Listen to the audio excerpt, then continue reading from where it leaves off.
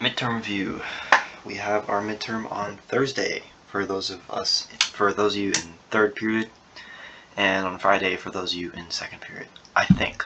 I'm pretty sure that's how it is.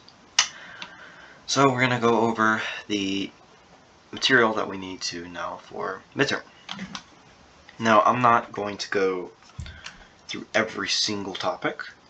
I have videos on other topics, and some I just won't cover because I feel like they're pretty self-explanatory, and there weren't many requests for videos on them, and just for the sake of time. But we're going to start off with sequences. So, a sequence is,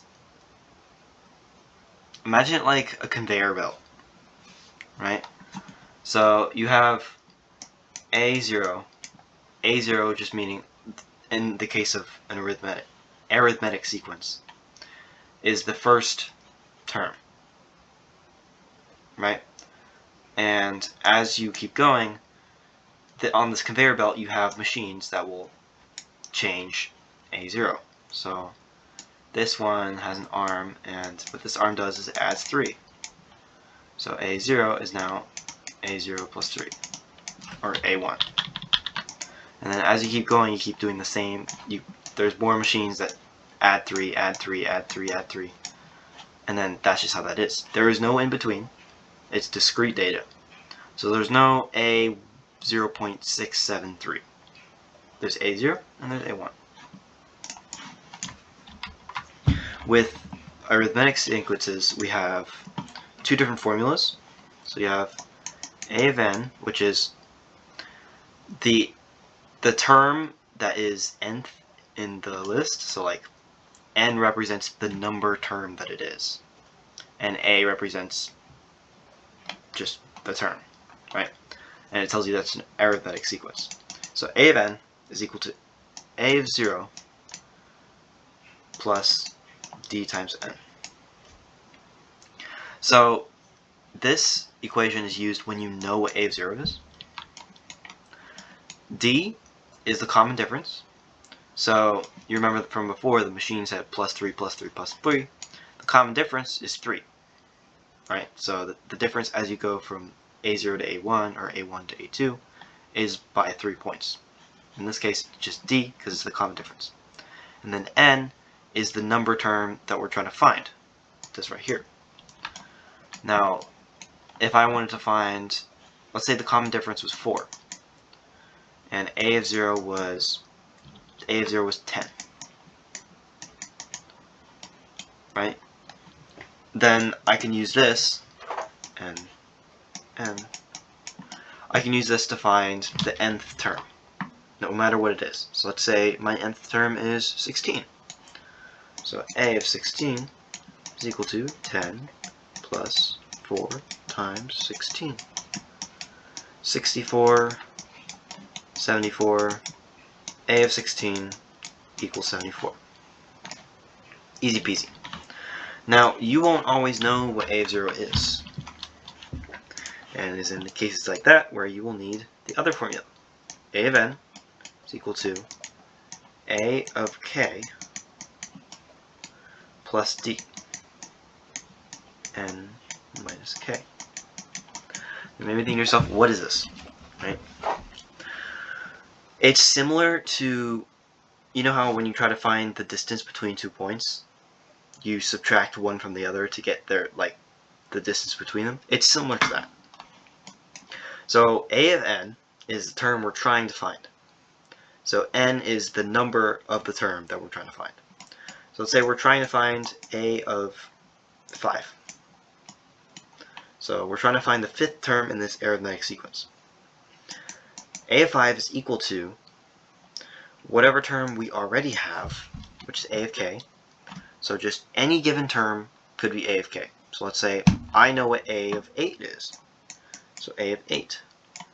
Now let's say A of 8 is equal to 16. So I know what A of 8 is. I don't know what A of 0 is. So I would use this equation. And then I'm trying to find A of 5. And I have A of 8.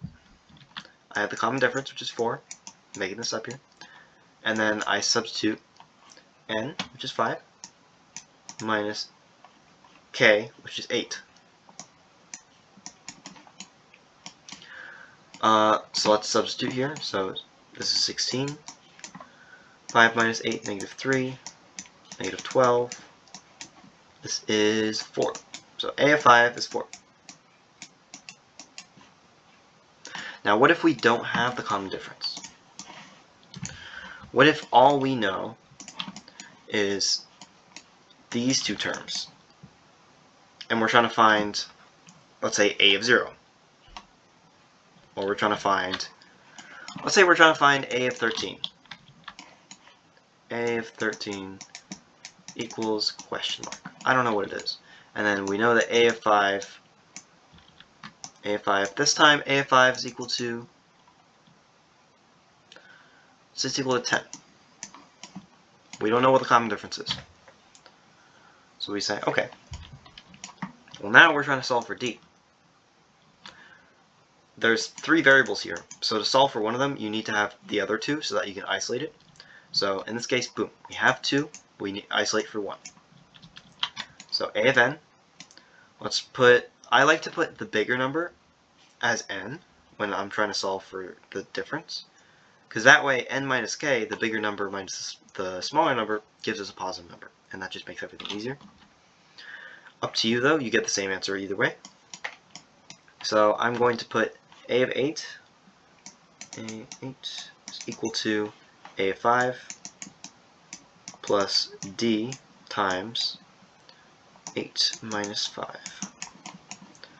So we substitute, 16 equals 10 plus d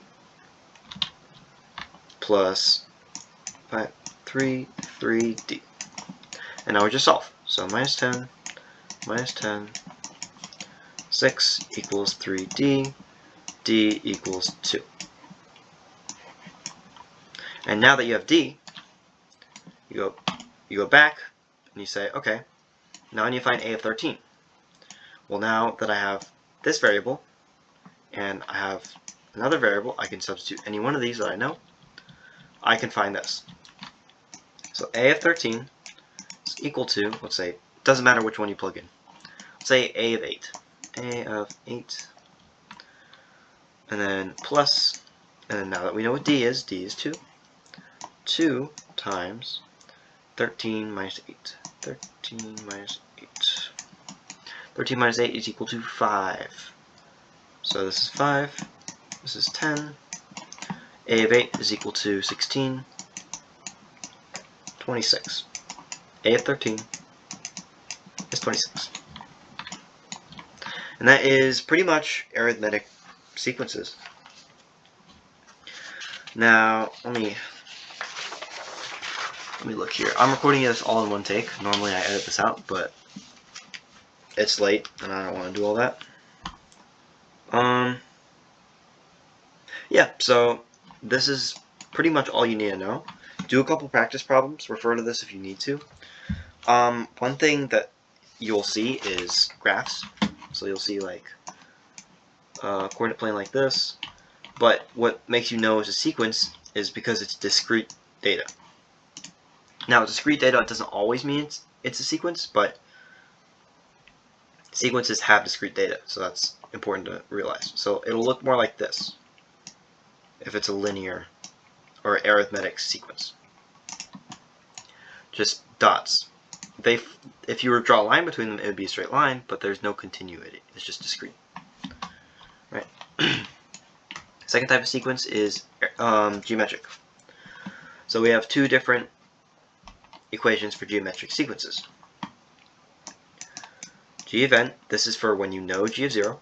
G of n equals g of 0 times r to the n. Now, the r is the common ratio. So let's say g of n or g of 5. N is, just like before, the number of term that we're trying to find. It's equal to g of 0, which let's say is 2, times the common ratio. Now the common ratio is the number that is getting hit by the exponent. It's always going to be the same number, but it's hit by the exponent that changes as you move up in terms. Right? So let's say this is 3. 3 to the power of n, and n is equal to 5. Now you can see that this is exponential because as we go up in exponent, just 1 by 1 by 1, it goes from 3, 1, so there's 3, to 9, to 27, to I don't even know what's next. Right? It gets really big, so it goes up. So geometric, once you see that exponent, is a variable, you know it is an exponential function. Right? And also, remember, this is a sequence. So it's not going to look like this on the graph.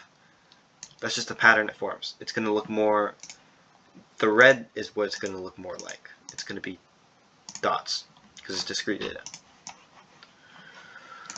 So, if I wanted to find g of 5 here, I would do, how about, let's make this down a little bit, because I don't want to do 3 to the power of 5. Let's do 3. 3. This would be 9, this would be 18. G of 3 equals 18. Pretty simple. But again, you're not always going to know g of 0. So you have to have a second formula, which is g of n is equal to g of k times r to the n minus k. So this is very similar to our arithmetic one. In this case, we have 3 different variables. We have 0.1, 0.2, and the ratio. We can solve for any one of those variables as long as we have the other 2. So let's say we have over here g of 3 is equal to 18, and I don't know, g of 2 is equal to, oh wow, I can't multiply. Alright, well, I would have edited that out had I been doing that, but yes, I cannot multiply. I should be demoted immediately. 3 to the power of 3 is actually 27.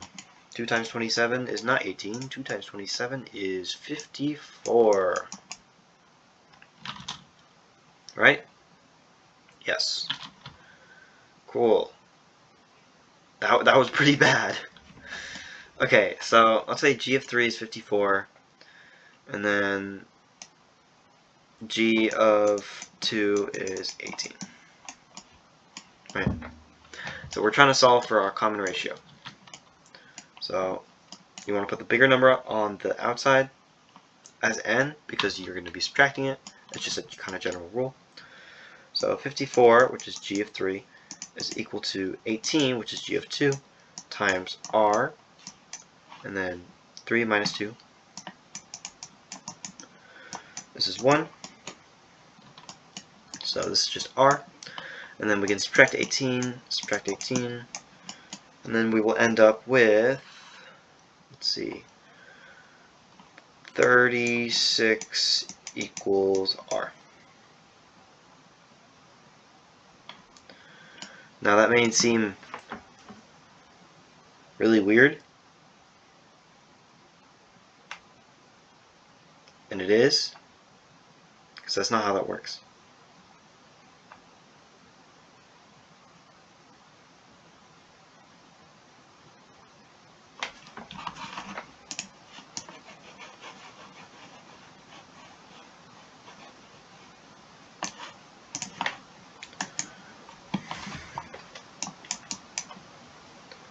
Okay, I messed up so bad that I had to actually redo that. So 3 minus 2, 1. R to the power of 1 is just r. 18r equals 54. 54 divided by 18 is 3. 18.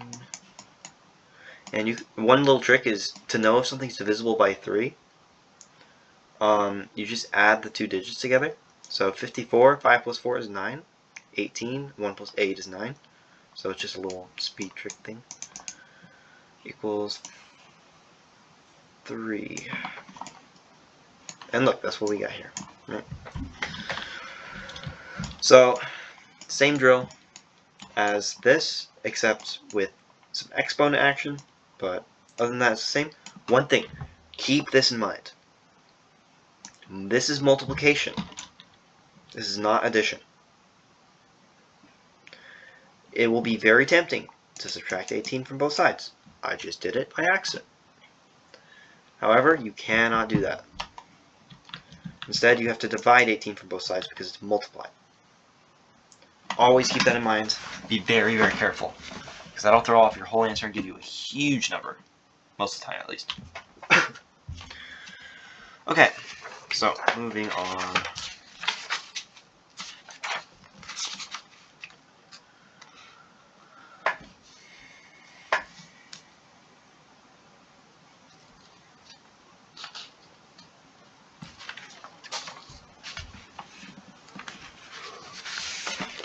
Real quick, I'm going to go over some exponent rules. So, let's say we have a to the n times a to the m. Actually, no. A to the x times a to the y.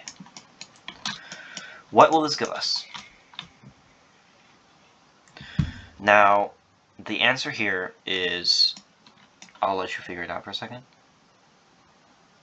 Answer here is very tempting to say xy, but it's actually x plus y. And the reason this is because imagine you have a to the power of 2 times a to the power of 1. Obviously, you know that it's a to 3, right? Because this is just a times a, and then this is a as well, so times a, so that's 3. 1, 2, 3, 3, right? So if we add here, this is plus, then that means we have to add here. It's just a general rule. Now, one other thing you can do is, if you have a to the x plus y, you can actually put it back. So you can turn it back into this. So a to the x plus y is equal to a to the x times a to the y. They're mutually exclusive, it's the same thing. Can be useful to keep that in mind. A second rule is b to the x to the y is equal to what? That's just b to the xy. When you have an exponent to an exponent, you multiply it. And this checks out. If you had 2 to the power of 2 to the power of 3, 2 to the power of 2 is 4. 4 to the power of 3 is 16 times 4, 64. Right? Now let's try if we were to multiply these. 2 to the power of 6.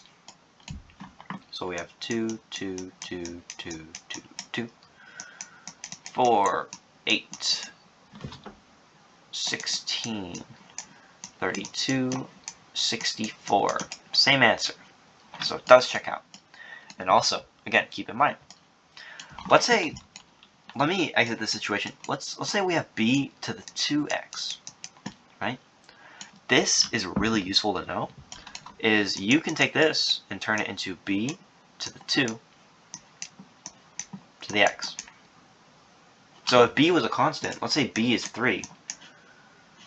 Let's say we have 3 to the 2x. We can't do anything with this because it has the x. So to get the x out of there, 3 to the 2 is the power of x. So it's just 8 to the x. And we just simplified it. Except for the fact that I can't... Where did I get 8 from? 9. Sorry. 3 times 3 is 9. 9 to the x. Cool. And then the final property is pretty important as well. We have a to the negative x is equal to what? If you have a negative exponent, you do 1 over a to the x. So whatever this is, imagine this line.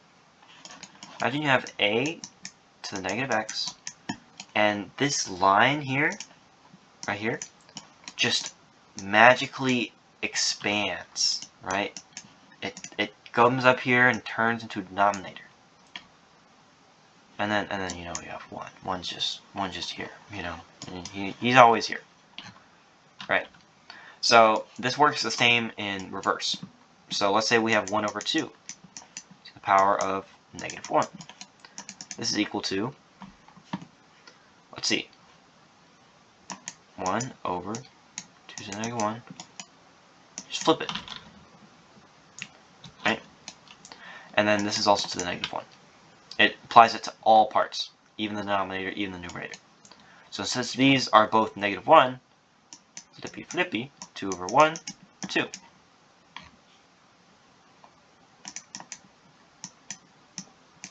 Right?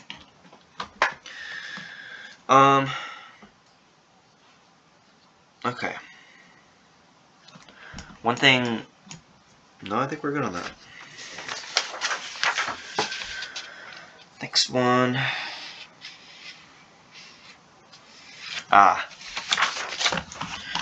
Let me pull up the link to this. Hold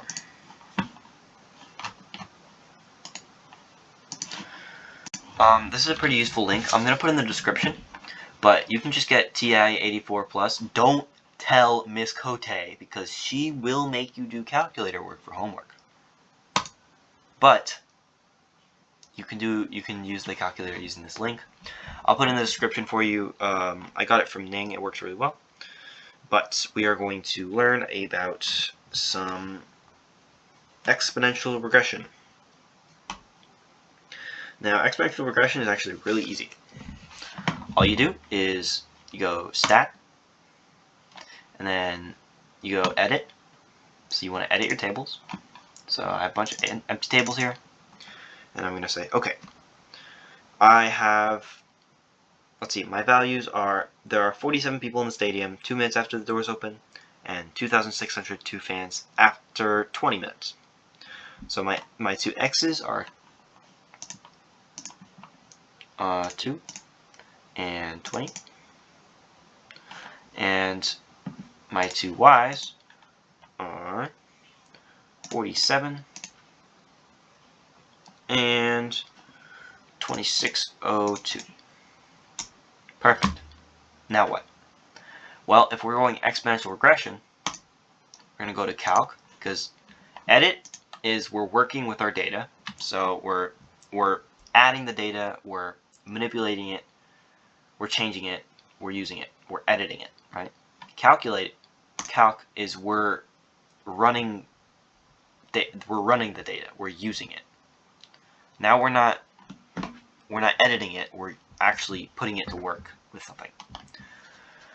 So if we want exponential regression, and usually it'll say exponential or linear, quadratic, or whatever, it's actually down here.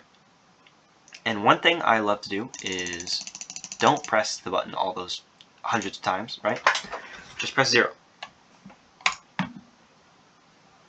All you gotta do.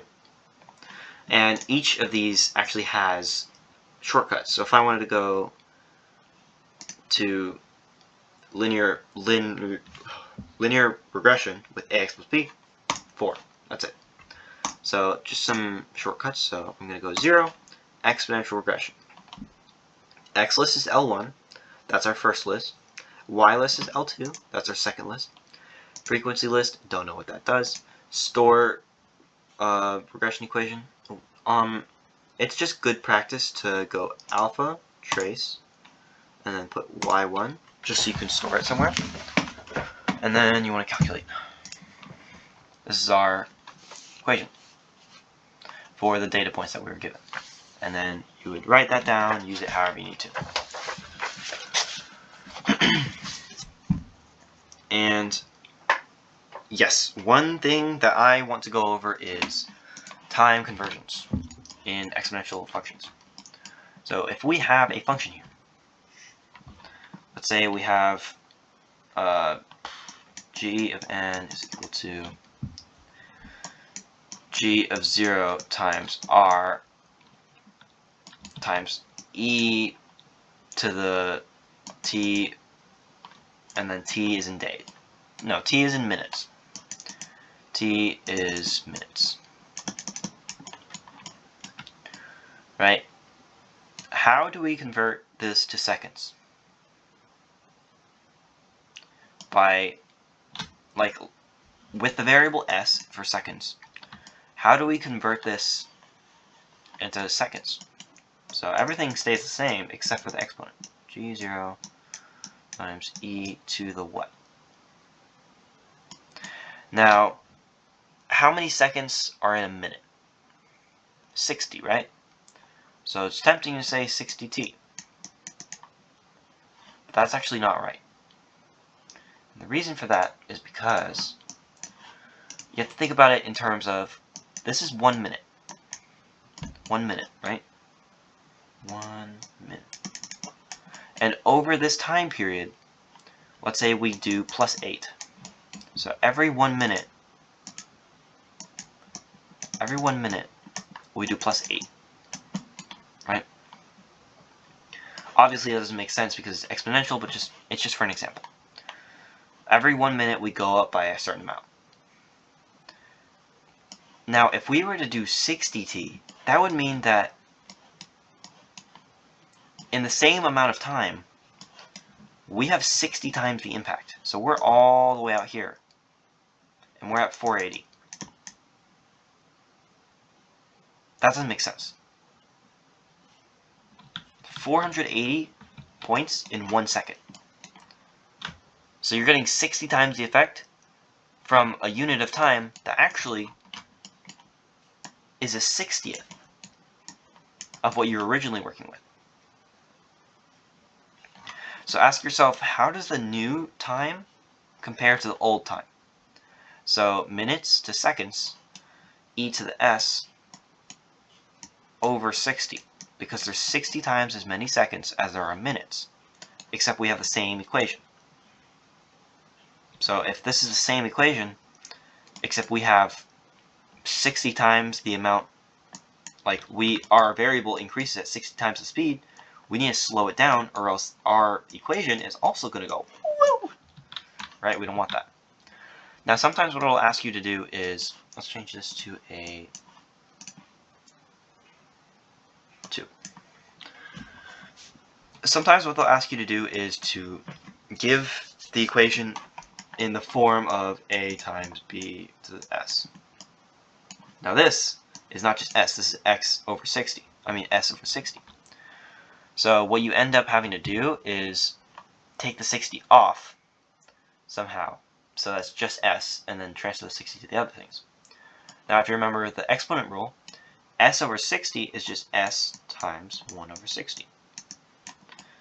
And then we have g of n equals g of 0. And we have 2 to the power of 1 over 60 to the power of s. So, okay. 2 to the power of 1 over 60. 2 to the power of 1 divided by 60 is this. So really 1.0116. So really it would end up being g of n equals g of 0 times 1.0.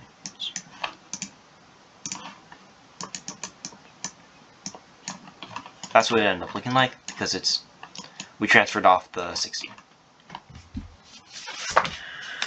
That should be most of it. For the regression models, just looking at regression models. Residual plots. Very, very simple. We have a line here. 0. This is a residual. Res. If it looks like this, good.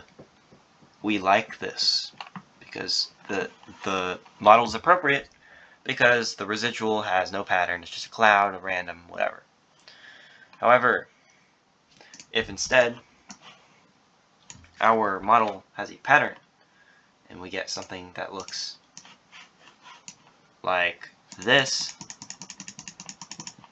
then our model is not appropriate. So that's really all you need to know about those. Like, that's literally it. If it's appropriate, it'll have a if it's appropriate, it'll just be a cloud, no pattern. If it's not appropriate, then it will have a pattern that is recognizable. Final thing I'm going to cover is, I'm not even going to bother editing this. You're going to see my mistake earlier. Final thing I'm going to cover is composite functions. Now, composite functions are really easy. Let's say f of x is equal to 3x minus 5, x minus 5. G of x is equals 2x minus 1. Now, what if I ask you, what is f of g of f of g of 1?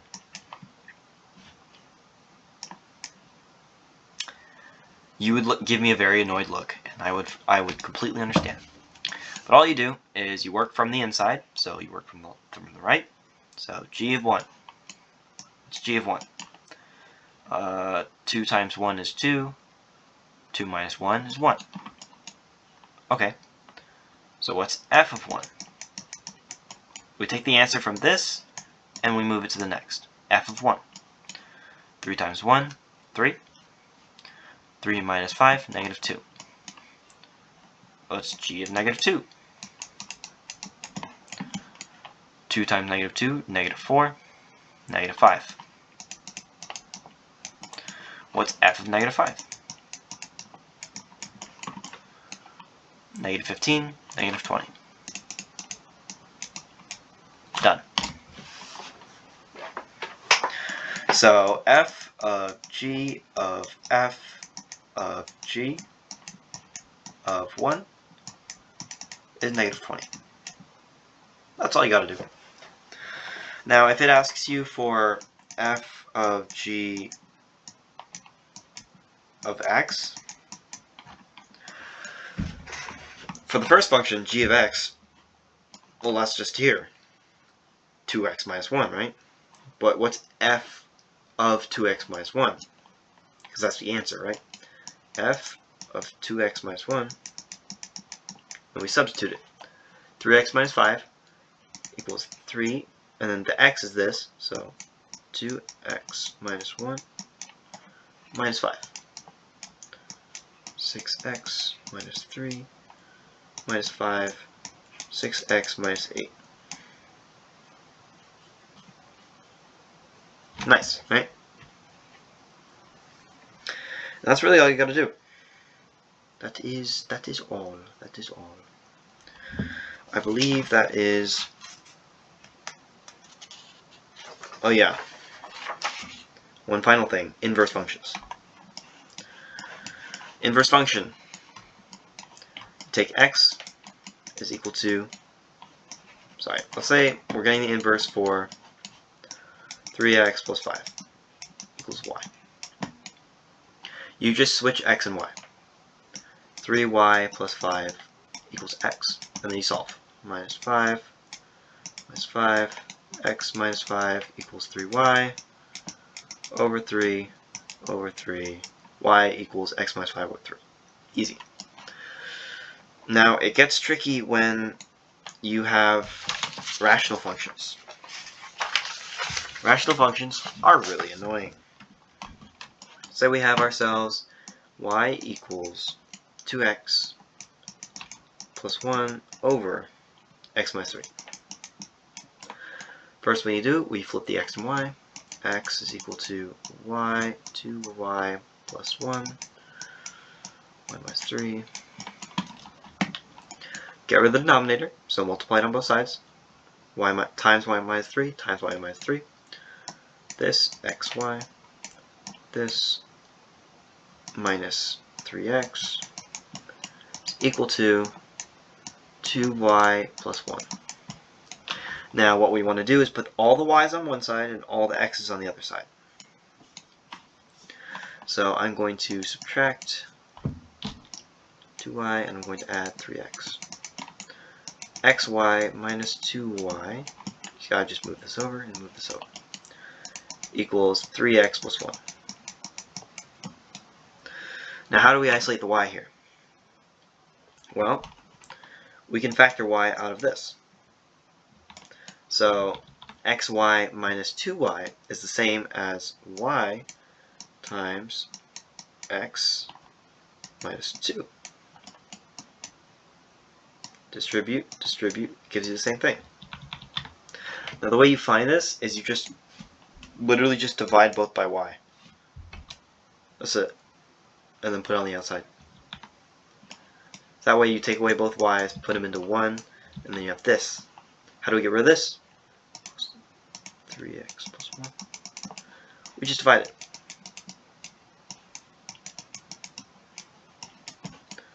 And that's our answer. Believe it or not.